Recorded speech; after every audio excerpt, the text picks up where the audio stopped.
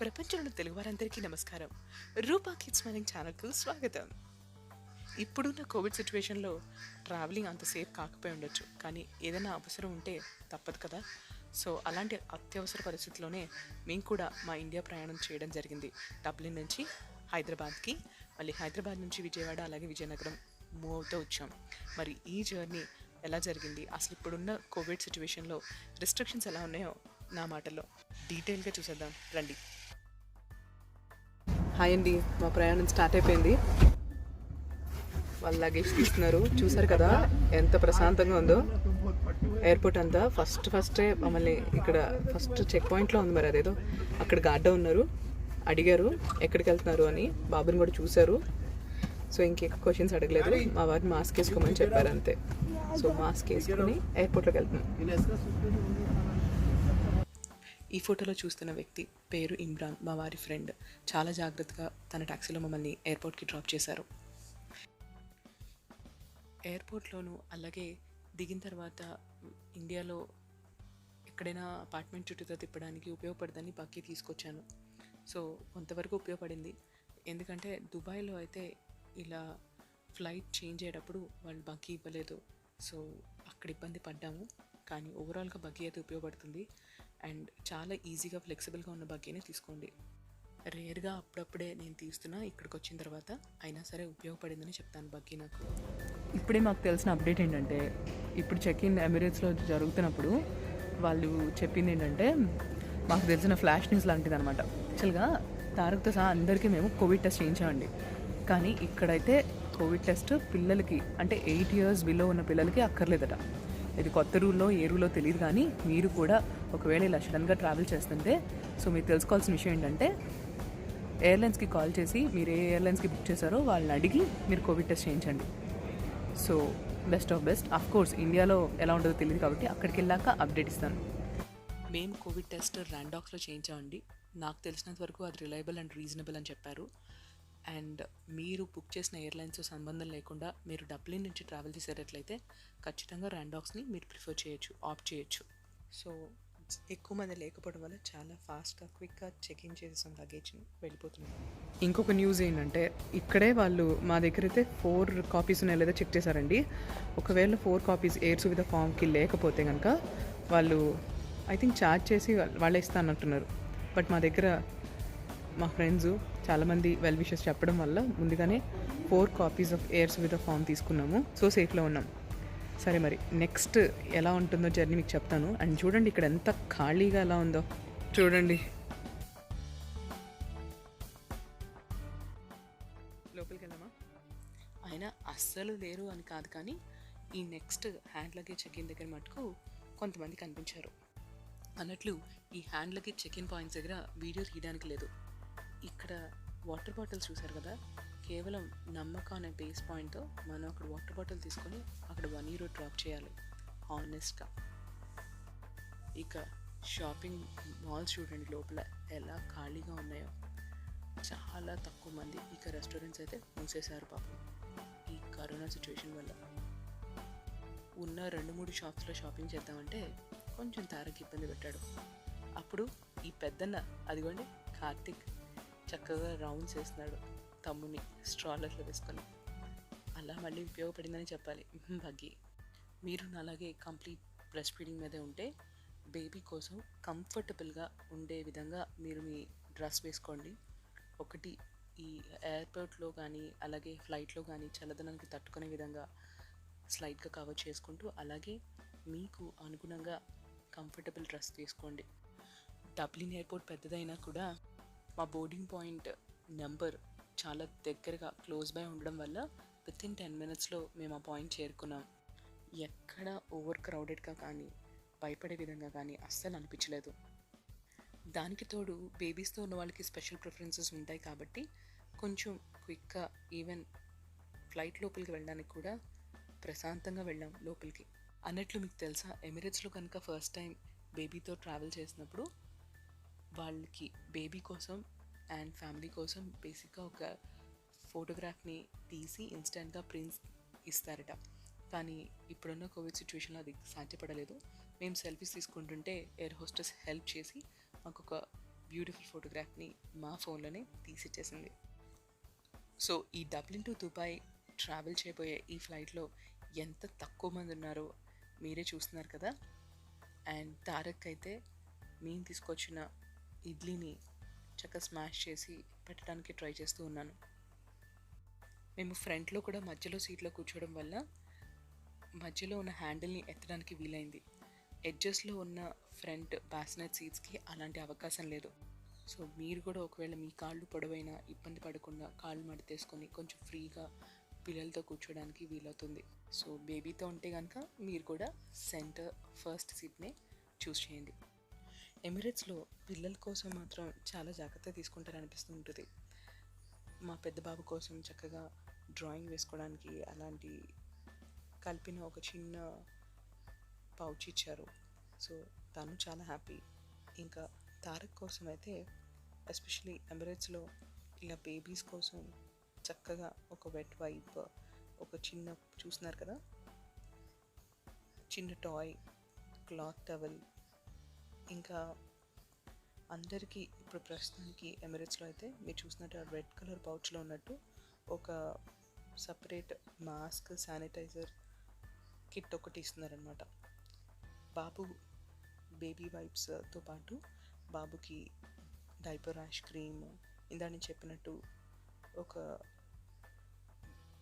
Diaper మార్చుకునేటప్పుడు కింద వేసుకోవడానికి ఒక చిన్న షీట్, స్పూన్, ఇది కాకుండా ఇంకా మనం డైపర్ పడేయడానికి కూడా సపరేట్గా ఇంకొక బ్లూ కలర్ కవర్ ఇచ్చారు. ఇందులో మటుకి మనం డైపర్ సపరేట్గా పడేయాలి. అక్కడ మనకి రెడీగా బ్రౌన్ కలర్ కవర్స్ ఉంటాయి కదా మనం సీట్ ఎదురుగుండా, అవి యూజ్ చేయకూడదట.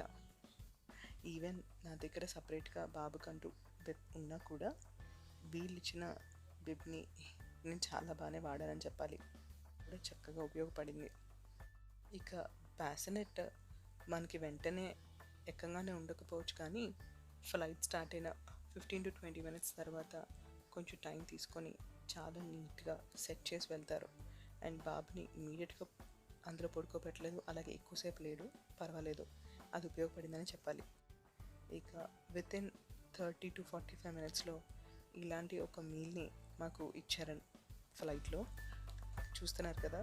ఫ్రూట్ సలాడ్, వాటర్, ఇంకా బాబుకైతే ఒక చాక్లెట్, ఇవన్నీ కూడా బాగున్నాయి.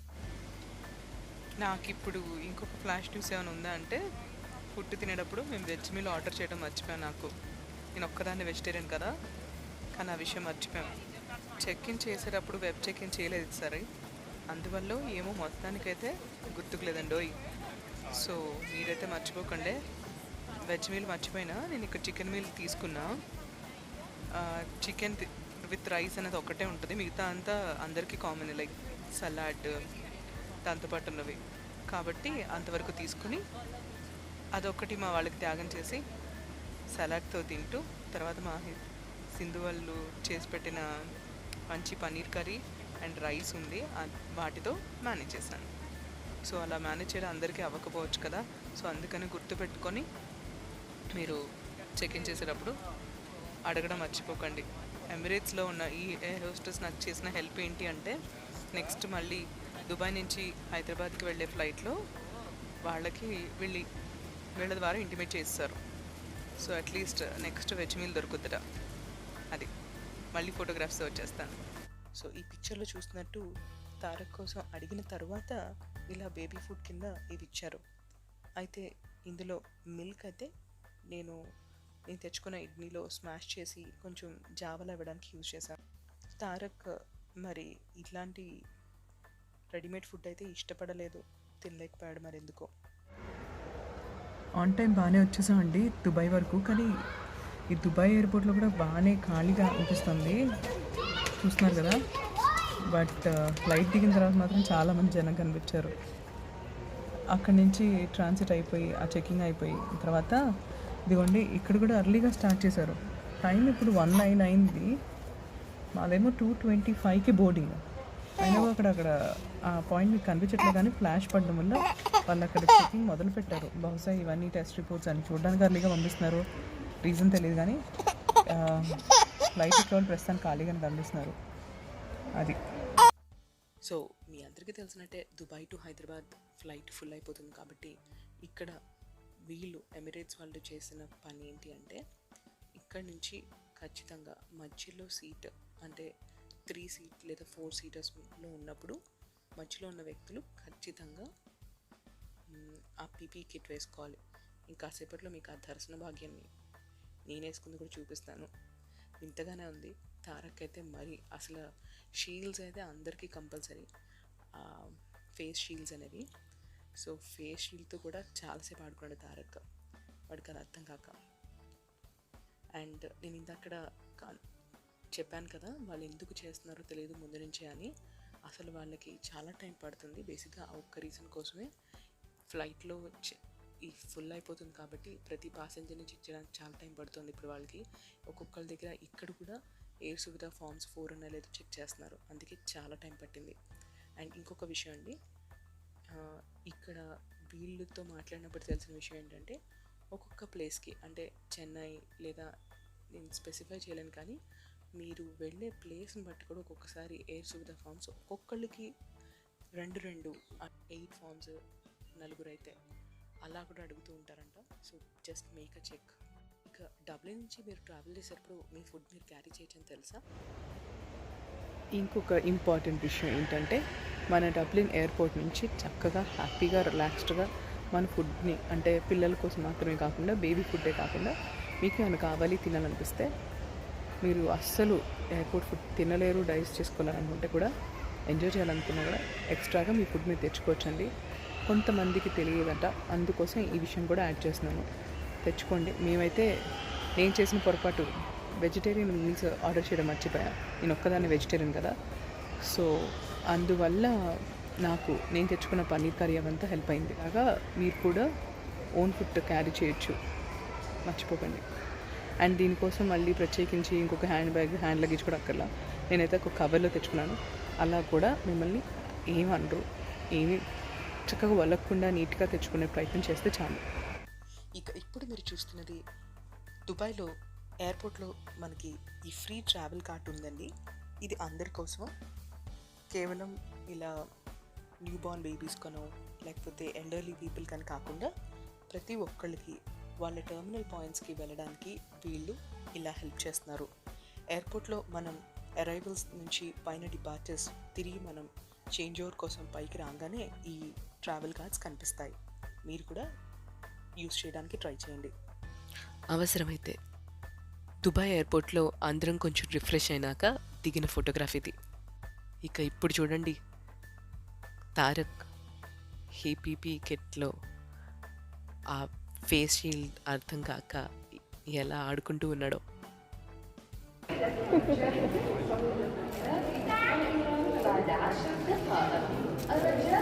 దుబాయ్లో టెంపరేచర్ ఐర్లాండ్తో పోలిస్తే కొంచెం వేరుగానే ఉంటుంది కాబట్టి ఎలా లేదన్నా ఎయిర్పోర్ట్లో మటుకు చల్లగా అనిపించాలి, కానీ ఎందుకో ఆ రోజు మటుకు అసలు చాలా వేడిగా ఉంది. కానీ ఎయిర్పోర్ట్ మాత్రం బిజీగానే ఉందండి. దుబాయ్లో ఆల్మోస్ట్ 1 అవర్ ముందర నుంచే ఈ చెక్ ఇన్ చేశారు కదా, చేసిన తర్వాత పక్కన ప్యారలల్గా ఇంకొక వెయిటింగ్ ఏరియా ఉండింది. సో అక్కడ వెయిట్ చేస్తూ ఉన్నాం ఫ్లైట్ కోసం.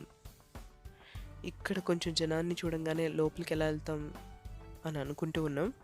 బట్ కొంచెం అలర్ట్గా ముందుగానే రెడీగా నుంచుని ఉంటే బోర్డింగ్ టైం కల్లా, సో ప్రిఫరెన్స్ బేబీస్కి అలాగే ప్రెగ్నెంట్ ఉమెన్కి ఉంటుంది కాబట్టి ఆ టైంలోనే లోపలికి వెళ్ళిపోయాం చాలా ఫాస్ట్గా. అందువల్ల అందరూ సెట్ అయ్యి ఫ్లైట్ స్టార్ట్ అయ్యే లోపలే నేను బాబుకి మన ఇండియన్ స్టైల్లో చక్కగా ఇలా కాళ్ళు చాపుకొని బాబుకి సాలిడ్ ఫీడింగ్ ఇచ్చేసాను.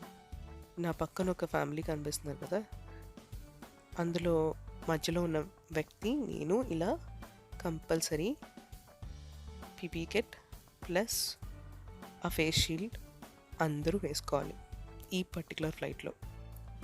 ఏదైతే నేను మా పక్కనున్న వాళ్ళకైతే ఎయిర్ హోస్టెస్ కొంతసేపటికి ఇంకొక ప్లేస్ చూపించారు, అందువల్ల చక్కగా ఫ్రీగా ఈ జర్నీ కూడా అయిపోయింది. కొన్నిసార్లు మనం పండుగలు కూడా మర్చిపోతూ ఉంటాం కదా, అయితే హోలీ పండుగ గురించి ఈ ఎమిరేట్స్ ఫ్లైట్లోనే గుర్తొచ్చింది. వాళ్ళు ఇలాగా ఎక్కగానే ఫస్ట్ ఒక బాదుషా స్వీట్ చూస్తున్నారు కదా, అది ఇచ్చారు. చాలా బాగుంది. అప్పుడే ఇండియా వచ్చేసామా అన్నట్టుంది అట్మాస్ఫియర్. కానీ ఇదిగోండి ఇక్కడ బ్రేక్ఫాస్ట్ మెనూ చూడండి. వేడి వేడి ఇడ్లీ, ఉప్మా, ఇంకా సాంబార్, అలాగే ఆలూ పరాటా. నాన్ వెజ్ మెనూలో చికెన్తో పాటు సర్వ్ చేశారు చోలే భటోరే కర్రీ. అండ్ మీకు తెలిసే ఉంటుంది కదా, వాళ్ళు సర్వ్ చేస్తున్న మెనూని డీటెయిల్గా అందులో స్క్రీన్లో మనం సర్చ్ చేసి వెతుక్కొని చూడొచ్చు ముందుగానే. సో ఇంగ్రీడియంట్స్తో సహా చాలా క్లియర్గా మెన్షన్ చేస్తారు. సో ఏ ఇబ్బంది లేకుండా దుబాయ్ నుంచి ఈవెన్ హైదరాబాద్ చేరుకున్నాం. అండ్ ఇక్కడ ఎయిర్పోర్ట్లో మటుకు చాలామంది ఉన్నారు, సోషల్ డిస్టెన్సింగ్ లేదు. అండ్ వీళ్ళు చూడండి అలసిపోయి ఉన్నారు. మేము ఇండియన్ మనీ క్యారీ చేయక గూగుల్ పే ద్వారా మా వాళ్ళ చేతి చేద్దామని కోవిడ్ టెస్ట్ పేమెంట్ అది అవ్వక, సో చివరికి మనీ కన్వర్షన్ చేసాం. సో ఈ ప్రాసెస్ కొంచెం టైం పడటం వల్ల ఈ సోషల్ డిస్టెన్సింగ్ లేని జనాలందరూ ఒక దగ్గర ఉండడం, ఇవన్నీ కొంచెం స్కిప్ చేయడం వీలైంది. సో మీకు కూడా కొంచెం పేషెన్స్ ఉంటే అప్పుడు అక్కడ సోషల్ డిస్టెన్సింగ్ లేదు అన్న బాధ మీ దాకా రాదు. కొంచెం టైం పట్టినా ప్రశాంతంగా ఒక 20 minutes డిఫరెన్స్లో మీరు బయటికి రావచ్చు.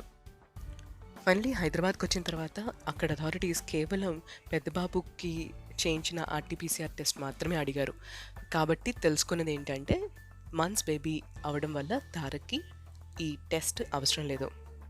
హైదరాబాద్ ఎయిర్పోర్ట్లో చేసిన కోవిడ్ టెస్ట్లో మటుకు వాళ్ళు స్వాబ్స్ అనేవి నోట్లో మాత్రమే తీసుకున్నారు. And finally 14 days home quarantine అవ్వమని చేతి మీద హోమ్ క్వారంటైన్ స్టాంప్ ఒకటి వేసి ఆ తర్వాత ఇమిగ్రేషన్ ఆఫీసర్ దగ్గరికి పంపించారు. అండ్ అది క్లియర్ అయిపోగానే అక్కడి నుంచి మన లగేజ్ తీసుకొని బయటికి వెళ్ళిపోవడమే. మేము ట్రావెల్ చేసి ఆల్మోస్ట్ 1 month అయిపోయినా నేను ఈ వీడియోని క్లియర్గా కొంచెం డీటెయిల్గా ఇప్పుడున్న లేటెస్ట్ ఇన్ఫర్మేషన్తో సహా మీకు ఇవ్వాలని ఆశిస్తున్నాను. అందుకనే రీసెంట్గా లండన్ నుంచి హైదరాబాద్ బ్రిటిష్ ఎయిర్వేస్ యూజ్ చేసి తెలుగు వారు కూడా వచ్చారు.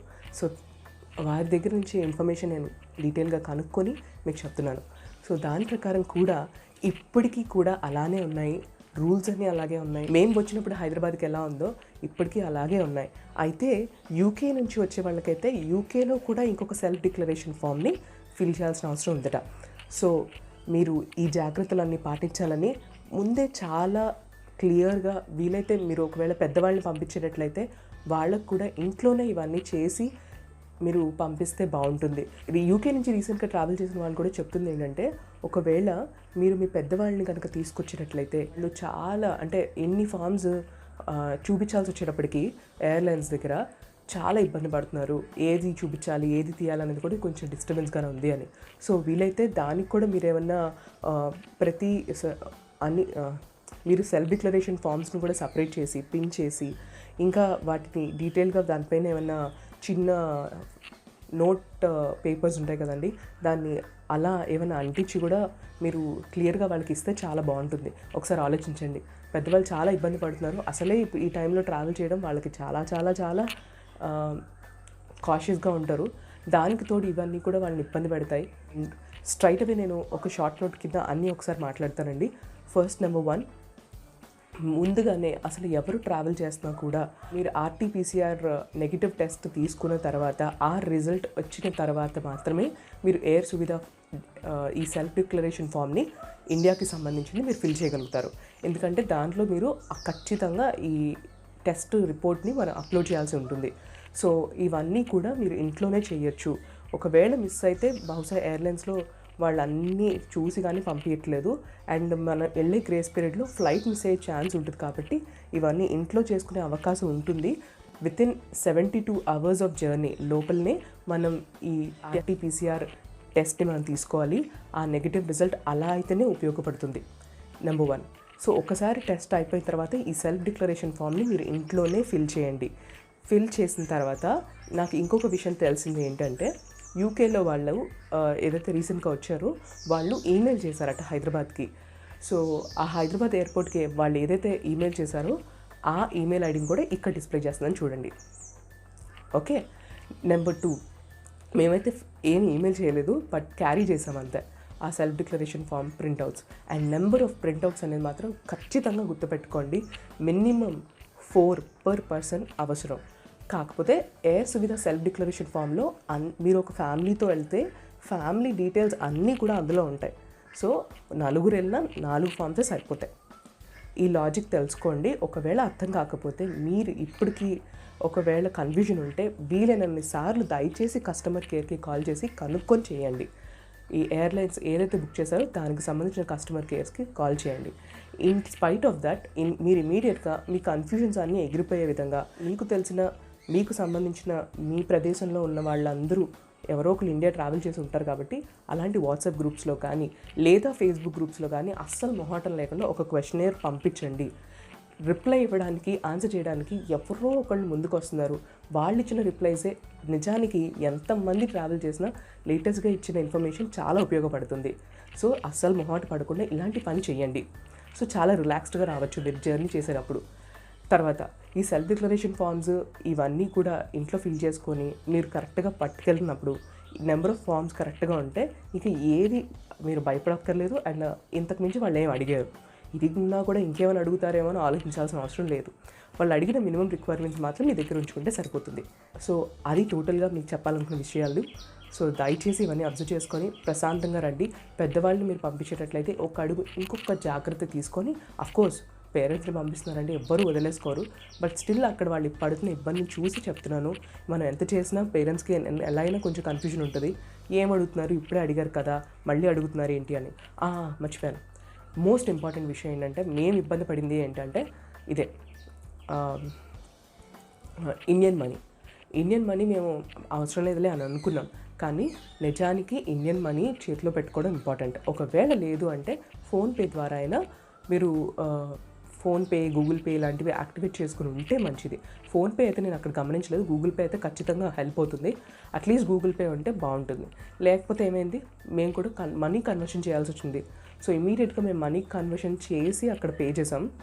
సో అలాంటి అవసరం లేకుండా ఉండడానికి మీరు వీలైతే ఇండియన్ మనీ క్యారీ చేయండి. లేకపోతే మినిమం అంటే అక్కడ మన ఇండియాలో అయితే హైదరాబాద్కి సంబంధించి మనకి 1200 రూపీస్ ఛార్జ్ చేస్తున్నారు. ఒక ఎయిర్పోర్ట్కి ఎందుకు మారుతుందో తెలియదు. ఇదే బెంగళూరు ఎయిర్పోర్ట్లో 800 రూపీస్ ఛార్జ్ చేస్తున్నారు మళ్ళీ ఈ కోవిడ్ టెస్ట్ చేయడానికి వాళ్ళు. సో టెస్ట్ ప్రైస్ మనీ పక్కన పెడితే మినిమం ఒక 1500 రూపీస్ని మీ పేరెంట్స్కి పర్ హెడ్ మాత్రం మీరు ఇవ్వడానికి ట్రై చేయండి. వీలు కాకపోతే కనుక నిజంగానే ఇలాంటి యాప్స్ని డౌన్లోడ్ చేసి రెడీగా పెట్టండి. పెద్దవాళ్ళకైతే ఇబ్బందిగా ఉంటుంది కాబట్టి హ్యాండ్ క్యాష్ ఉండేటట్టు చూడండి పెద్దవాళ్ళకైతే. సో అదండి ఇంపార్టెంట్ ఇన్ఫర్మేషన్. నిజంగానే ఇది చాలా చాలా వాల్యుబుల్ అండి. మేము చాలా ఇబ్బంది పడ్డాం, నేను చాలామంది ఇబ్బంది పడుతూనే ఉన్నారు. సో ఇవన్నీ ఒక్కసారి దృష్టిలో పెట్టుకొని అండ్ ఇప్పుడు నాకు లేటెస్ట్గా ఇన్ఫర్మేషన్ ఇచ్చిన లక్ష్మి గారికి కూడా మళ్ళీ ఒకసారి థ్యాంక్ యూ చెప్తూ, ఇలాంటి ఇన్ఫర్మేషన్ని మీరు కూడా ఉపయోగించుకొని వీలైతే ఇన్స్పైట్ ఆఫ్ నేను చెప్పిన దానికి ఎంత ఇన్ఫర్మేషన్ చెప్తున్నా కూడా మీరు నేను ఇందాక చెప్పినట్టు ఫేస్బుక్ లేదా వాట్సాప్ గ్రూప్స్లో మీరు ఒక క్వైరీ పెట్టి రీసెంట్గా వెళ్ళిన వాళ్ళని కనుక్కొని వాళ్ళతో మాట్లాడి మీ జర్నీని చాలా ప్రశాంతంగా చేయండి. అది వాళ్ళ వీడియో. మళ్ళీ మంచి వీడియోతో మీ ముందుకు వచ్చేస్తాను. అంతవరకు సెలవు, నమస్తే.